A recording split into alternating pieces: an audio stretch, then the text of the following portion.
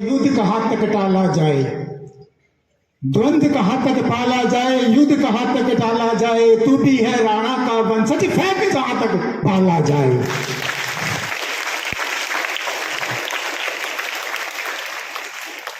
दूध छीन बच्चों के मुख से क्यों नागों को पाला जाए, इस बिगड़ेल पड़ोसी पाकिस्तान को तो फिर शीशे में ढाला जाए, फिर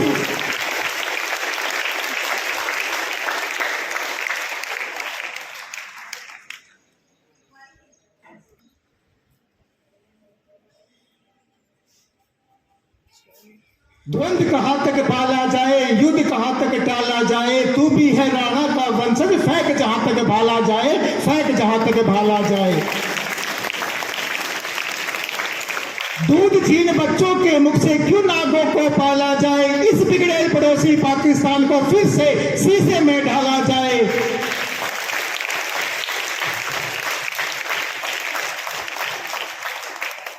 दोनों ओर लिखा हो भारत, दोनों ओर लिखा हो भारत, सीखा वही उछाला जाए, तू भी है राणा का वंशज, फेंक जहां तक भाला जाए, फेंक जहां तक भाला जाए।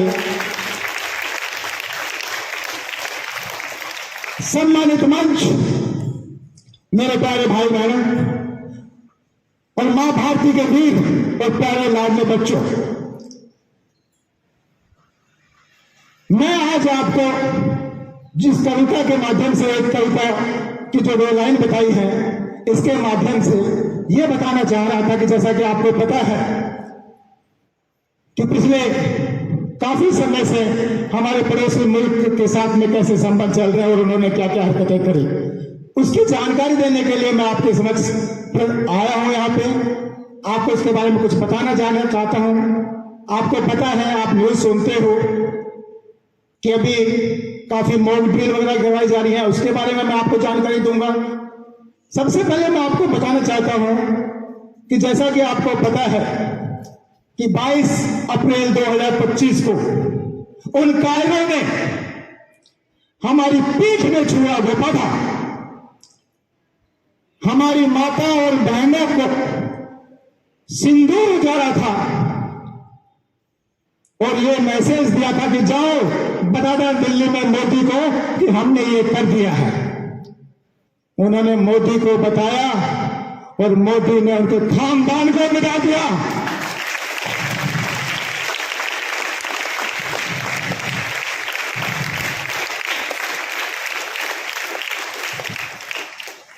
उन्होंने हमारा धर्म पूछ करके गोली मारी थी, हमने उनका धर्म ही भ्रष्ट कर दिया।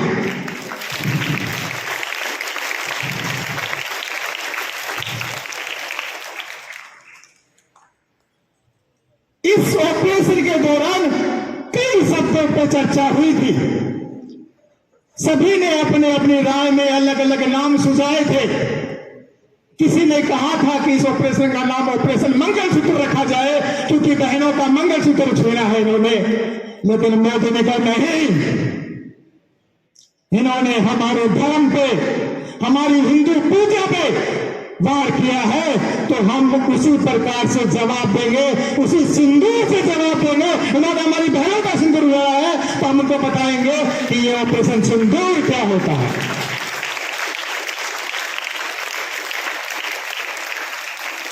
पहलगाम में निर्दयता से जिन निर्दोष पर्यटकों को मारा गया, हमारी देश में हमारी बहन बेटियों का सिंदूर उजाड़ा गया, उस हमले के अपराधियों को और उसकी प्लानिंग करने वालों को न्याय के कटघरे में लाना जरूरी था। और इसीलिए ये नाम उन महिलाओं को, उन बहन बेटियों को समर्पित है जिसका नाम सुहाग उन कायरों ने उजाड़ा था, इसलिए उसका नाम रखा ऑपरेशन सिंदूर। एक लंबे समय की प्लानिंग, हमने ऐसा जोश में आकर के कदम नहीं उठाया कि 22 को और हमने 23 को कदम उठा दिया, बहुत प्लानिंग के साथ काम किया।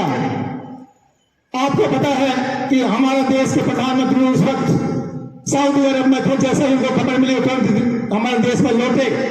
लौटने के बाद में उन्होंने पूरी प्लानिंग करी, पूरी सीडीएस से मीटिंग हुई, सभी तीनों सेनाओं के अध्यक्षों से बातें करी।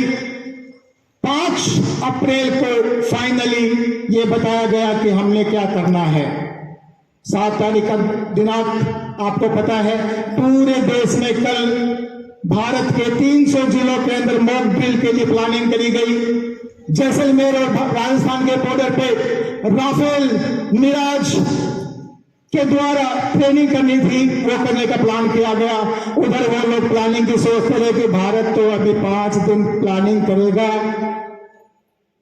मॉक ड्रिल करेगा, भारत डर गया और हमने उनकी धरती पर घुस करके पाकिस्तान के 100 किलोमीटर अंदर घुस करके वार किया और ऐसा वार किया कि इतिहास के सुनहरे पन्नों में नाम लिखा गया।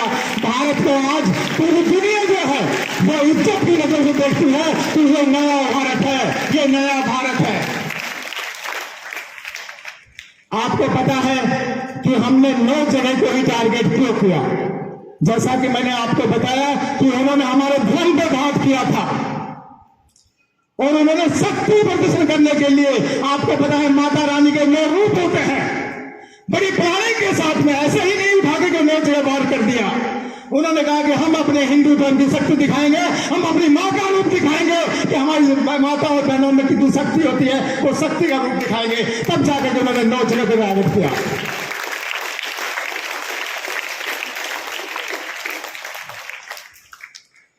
सबसे बड़ी बात, मरकज सुहान अल्लाह बहावलपुर, नाम भी तो बड़ा लाजवाब है, मरकज सुहान अल्लाह। ये बहावलपुर के पंजाब में कहां पे? हमारे इंटरनेशनल बॉर्डर पे 600 किलोमीटर दूर पंजाब के अंदर, यानी पाकिस्तान के पंजाब के अंदर घुस करके, ये वो जगह थी जहां ओसामा बिन लादेन ने $10 मिलियन देकर के बनवाया था उन आतंकियों का वो घर, वो जगह, उसको तहस तहस किया और न कि तहस तहस किया।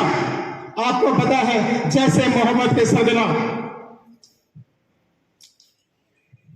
चीफ मौलाना मसूद अजहर, ये वही व्यक्ति था जिसने हमारे हाई प्लेन को हाईजैक करके उसको छुड़वाया गया था। ये आतंकी हमारे देश की जेल में बंद था और हमारे प्लेन को हाईजैक करके इन पाकिस्तानियों ने उसको छुड़वाया था। ये बड़े मजे से वहां पे आराम से रहता था, इसका पूरा परिवार रहता था। बंबई हमला हो, पुलवामा हमला हो, आज 25 साल में 125 परिवारों को उजाड़ा इस बंदे ने, और फिर भी कहते हैं कि तो हमारे आतंकवादी है ही नहीं। उसके लिए हमारे विदेश में हमसे कहते हैं कि इसके सबूत पेश करो। अब हमें सबूत देने की जरूरत नहीं थी। प्यारे बच्चों, ये बात बताने का मतलब क्या है कि उसके घर में घुस करके उस मसूद अजहर के पूरे खानदान को खत्म कर दिया हमने। और आपने सुना होगा, टीवी में देखा होगा, सुबह अखबार में पढ़ा होगा कि उसने ये एक बात कही थी कि हे भगवान, हे अल्लाह, कि काश मुझे भी उठा लेता, मैं तो जिंदा हूं यहां पर। उसकी ये नौबत तक हमने ला दी है। तो प्यारे बच्चों, इतनी बात बताने के बाद मैं आपको जो बताने जा रहा हूं वो एक विशेष बात है। हमने अपना कार्य किया, वो जरूरी था। उन्होंने हमारे पीठ में छुरा घोंपा था, हमने उनके सीने पे, उनकी छाती पे चढ़ के वार किया है, ये जरूरी था। लेकिन क्योंकि वो देश कायर है, वो देश धोखेबाज है, उसकी सामने से लड़ने की हिम्मत नहीं है। लेकिन अपने देश की सेना को, अपने देश के लोगों को दिखाने के लिए पलटवार तो करेगा। वो करे ना करे, लेकिन हमारी कुछ जिम्मेवारियां होती है, कुछ जवाबदारी होती है, और वो जवाबदारी ये होती है कि हम सब नागरिक, देश के नागरिक, अपनी सेना के साथ, अपने देश के लीडर्स के साथ कंधे से कंधा मिलाकर खड़े रहे और हम अपनी पूरी जिम्मेवारी को निभाएं, तब हम भारत के नागरिक कहलाएं और तब जाके दुश्मन को हम सही जवाब दे पाएंगे। इसके लिए आपको तैयार होना पड़ेगा। मॉक ड्रिल जो बताई गई थी, आपको पता है सभी स्कूलों में चल रहा है, सभी प्रोग्राम सभी सिविल के अंदर चल रहा है। बड़े बड़े वॉलंटियर्स इसके अंदर शामिल हो रहे हैं, एनसीसी के बच्चे हैं, स्काउट एंड गाइड्स के कैडेट्स हैं, स्कूल से बड़े बच्चे, 12th 11th के बच्चे हैं, कॉलेजेस के बच्चे हैं, वो वॉलंटियर जा रहे हैं कि हम हेल्प करेंगे। आपको पता है कल जैसे आज न्यूज हेडलाइंस दिया था कि रानी सत्ती के रात के टाइम में लाइट ऑफ करके रखें, जिसको हम ब्लैक आउट कहते हैं। ब्लैक आउट से मतलब है कि जितना हो उसके ज्यादा से ज्यादा अपने घरों को प्रकाश जो है वो कम से कम रखें, लाइट बंद करके रखें, और लाइट जलाते भी है तो घरों में डार्क कलर के गहरे पर्दे रखें जिससे लाइट कमरे से बाहर ना जाए। दुश्मन को हमारा लोकेशन पता नहीं होना चाहिए। दूसरी चीज, अगर सायरन बजता है, सायरन का मतलब होता है जब भी दुश्मन देश से कोई मिसाइल या एयरक्राफ्ट आता है तो हमें सूचित किया जाता है कि ये फ्लाइट वहां से, एयरक्राफ्ट वहां से या मिसाइल वहां से आ रही है, आपको बचना है। तो उसके लिए आपको सही जगह को चुनना होता है, हमेशा तैयार रहना है, छोटी बात नहीं है। सन 1971 में इसकी तैयारी करी गई थी, उसके 57-58 साल 56 साल के बाद में दोबारा तैयारी की जा रही है, तो बहुत बड़ी बात है ये। घर में हमेशा जो है लाइट का कम से कम इस्तेमाल हो, घर में एक ऐसी जगह हो जहां पे आप छुप सके, जहां पे आपको कम से कम एक मजबूत जगह, अगर कहीं बेसमेंट है तो बहुत ही बढ़िया है, सबसे सुरक्षित जगह है बेसमेंट। घर में एक बेसमेंट का होना बहुत जरूरी होता है इस ऐसे मामलों में। दूसरी बात, जाने अनजाने चाहे अनचाहे के अंदर अगर न्यूक्लियर अटैक हो जाता है, परमाणु अटैक हो जाता है, उससे बचाव का तरीका सबसे दो ही है, सिर्फ दो ही तरीके। अपने कमरे को जो भी खिड़की के चारों तरफ की जगह होती है उसमें उसको टेप से बंद कर देना, उसको टेप से बंद कर देना, बाहर की हवा कम से कम या ना के बराबर आए, पूरी तरह से बंद कर दिया जाए। दूसरी सबसे महत्वपूर्ण चीज, अगर बेसमेंट है तो सबसे कम असर करता है वहां पर न्यूक्लियस पे। जब भी ऐसा कोई अटैक हो तो मजबूत जगह, जैसे कोई टेबल होती है, अगर यहाँ पे भी है कहीं पे भी है कुछ है तो सबसे ज्यादा टेबल, कोई मजबूत बेड, उसके नीचे घुसने का प्रयास करें। चौथी चीज, जब भी कोई ऐसा कोई अटैक होता है तो अपने आप को जमीन पे लेटा दें। आपको पता है खड़े व्यक्ति के ऊपर ज्यादा अटैक होता है लेटने के बजाय, ठीक है। तो ये सब कुछ चीजें मॉक ड्रिल्स में आपको तैयारी करवाई जाएगी, समय पर लेकर के परमिशन लेकर के आपको ग्राउंड में भी सिखाया जाएगा। समय का अभाव है, आज के लिए इतना ही। भारत माता की, भारत माता की, भारत माता की जय हिंद।